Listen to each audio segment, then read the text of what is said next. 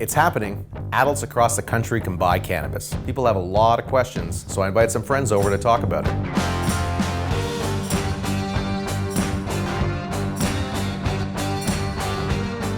Joining me today is Manisha Krishnan from Vice Canada.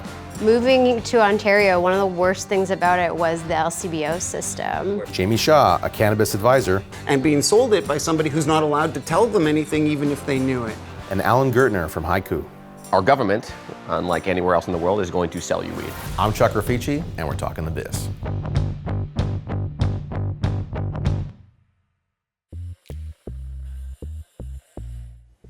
We're going to start staffing retail cannabis stores. How are we going to get people trained? I mean, I think nothing's going to happen overnight. Is the store experience going to be as good as it needs to be, or is it going to be as good as it should be, or will be 5 years out or 10 years out? No chance, right? We are starting from zero. Yes, there is an informal economy in place, but even training in existing dispensaries is incredibly inconsistent. That's it. The boom that there's been in the last little while, even that industry's been having a hard time keeping up. So if you go to older dispensaries that have good training programs in place where they've been able to convert that knowledge, then it's very different. But most of the newer dispensaries and the staff that they're hiring don't have that knowledge, right? Yeah, I would agree with that. I think there was a lot of pushback and kind of hysteria of sorts when Ontario announced that they were going to be doing a government monopoly. A lot of the people who are already in, the gray market industry saying that these people are not going to be adequately trained, and they do absolutely have a point. And I think when you're taking people who have been in medical weed for decades, they obviously have, a different set of expertise and knowing different strains and how to treat people that you're not going to get, in an LCBO.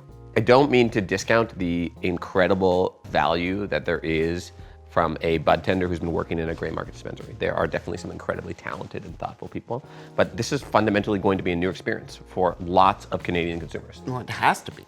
You've got the regulations. So right now, even with licensed producers that have brought on a lot of those people from that side, they're not allowed to talk about the stuff that they know.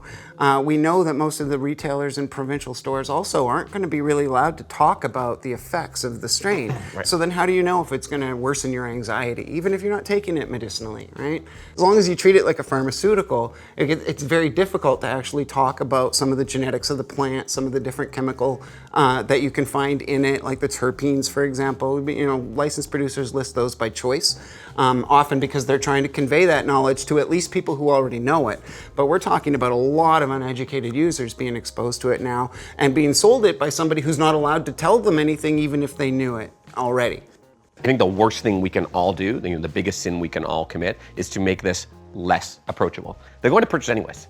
So better that they have information, better that they can understand what they're getting their hands on. So this can all go well. Ultimately, Canada is the stepping stone for the global cannabis revolution, but we have to put in place some kind of system that educates Canadians to make responsible decisions. Yeah, I think that for a lot of people who are going to be going to these government-run stores, coming back to Ontario, but anyway, these legal stores, will be first-timers or will be complete noobs. So, they're pretty much just going to need to know the basics anyway. Whereas if you have people who have been consuming cannabis for decades, people who actually know what terpenes even are, right? For example, so they're probably going to stick to what they know, likely the black market, until the government system catches up with that, because that market is so sophisticated and advanced. That's absolutely the problem, and whether whether you're aware of terpenes or not, or what they do, you're going to know if you didn't like the experience, right? Or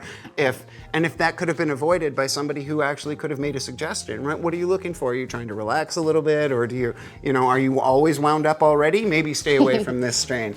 But ultimately, it's one of the biggest things that we can do that I've been pushing for that hasn't gotten any traction at all is when we do research on cannabis, we need to know exactly what cannabis was researched. What was the cannabinoid profile? What was the terpene profile? Because we've got these studies that say, oh, it worsens anxiety. And we've got other studies that say, oh, it's great for anxiety. Well, that's because it was two different cannabises, right? So we really, that's where the Stone Age part of our science and understanding of cannabis really comes in.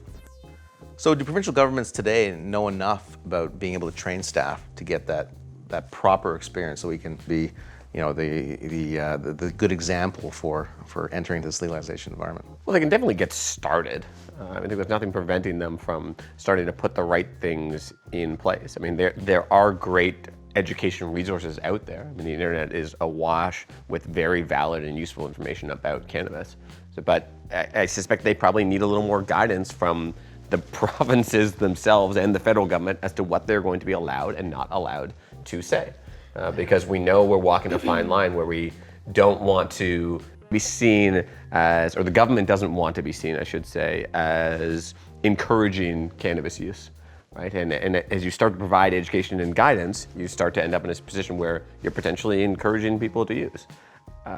Is that the right decision from the government? That's again a whole nother discussion. Well, it's a fine line, but I mean, how would you feel if you're buying in the first government store and you're being told about the health warnings or cannabis is addictive? Yeah, does that rub you the wrong way? I actually fact-checked Health Canada's warnings last week because they were pretty. I understand because they have to boil it down to like 2 sentences, so it's just like cannabis can increase the onset of schizophrenia, but the research on cannabis is bad. I mean, the clinical trials just aren't there because it's an illicit substance. So all of these things come with like huge qualifiers.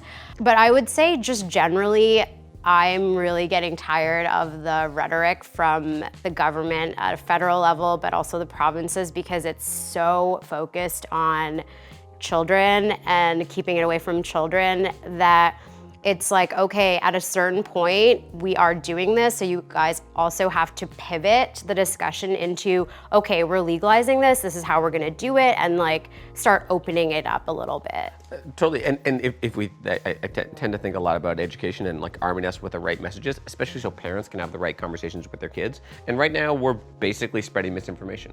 Because if you were to believe what was on the warnings, and you were to believe the store experience as representative of the safety of the product, every single Canadian would think that cannabis is worse than alcohol. And that's ludicrous. Yeah. I mean, we just fundamentally know it's not true.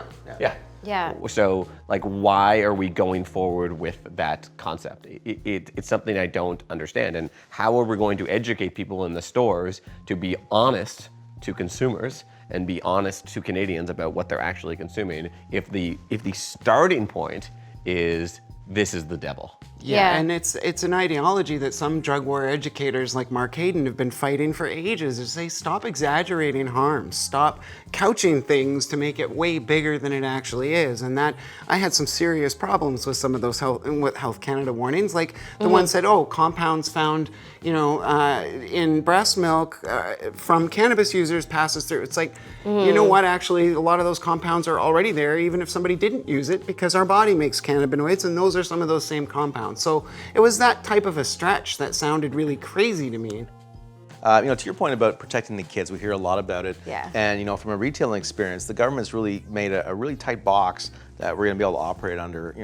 Us as far as people that operate retail stores, but within that box, when you're in that environment, that adult environment, 18 or 19 plus. Yeah, hold on, that whole idea drives me nuts, because like it's so impractical as Canadians. We live in a fucking freezing cold place. So let's imagine a mom who's got a kid and she's like, I'm gonna drive to the cannabis store. I can't take my kid inside, so I guess I leave my kid in the car? So it's like minus 30 out, I leave my kid in the car. Because I don't, the worst, that sounds like a bad idea. Much worse for my kid to see a cannabis store than to sit in a freezing cold car. I'll roll down the window a little like my kid's a dog. Well, because we know kids are definitely not allowed in those stores. Once you're in that store, right, it's only adults, and that's where all the branding can happen, right? I mean, it seems that that's the point where you actually want to be talking about all the, if you will, the great things about cannabis, because the harm stuff is, once you get in the store, you've already been hit with all the warnings, right? I mean, do you think the government stores will have that experience? Like, I don't imagine an LCBO experience day one. I mean, the LCBO, as they are, suck. I mean, moving to Ontario, one of the worst things about it was the LCBO system, just because of their hours too. That's like another hours is another issue. That's a legitimate issue here. Yeah. But I mean, you basically know what you want when you go into an LCBO. You know what you're looking for. You know what effect alcohol is going to have on you. So it's just it goes back to having all these newbies go into the store, and are the people who are serving them, like, do they even have experience with cannabis? Have they consumed cannabis? I personally would rather buy weed off somebody who has consumed it. Yeah, I agree. Yeah, or I would want to ideally buy weed from somebody who's consumed the products in that specific store, Exactly. right? Like, and I can't imagine the training program's going to be like, okay, everyone, we're going to go through one by one all of these products. Like, Well, there's I don't just think no there's way. going to be any tasting booths either. Yeah, right? sure. Or I mean, like there's samples. probably not enough product, period. Do the provincial unions, do they test for cannabis, right? If you can't try cannabis and work in those stores, that would be a major issue, wouldn't it? Wouldn't that actually be would that be the primary impediment to proper training if they can't try the products? It would be a big one. Wow. Well, this conversation's really lit up the issue. Thank you for joining me today. Thanks, Jeff. Thanks, Chuck.